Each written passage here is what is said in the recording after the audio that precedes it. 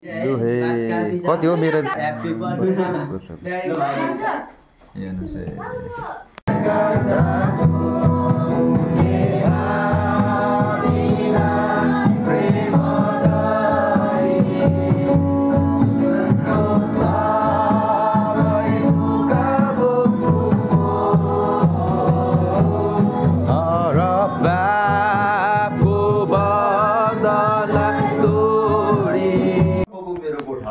सबैको गोठाला चाहिँ असल गोठाला चाहिँ प्रभु येशू ख्रीष्ट हुनुहुन्छ। आमेन। यहाँनिर लेखिएको छ परमप्रभु मेरो गोठाला हुनुहुन्छ, मलाई केही कुराको अभाव हुँदैन। साँच्चै नै आज अभाव भएको छैन।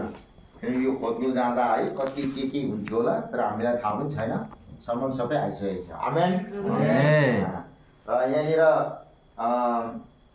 उहाँले मलाई हरियो खड्गमा लेटाउनुहुन्छ र मलाई शान्त पानीको छेउमा डोर्याउनुहुन्छ।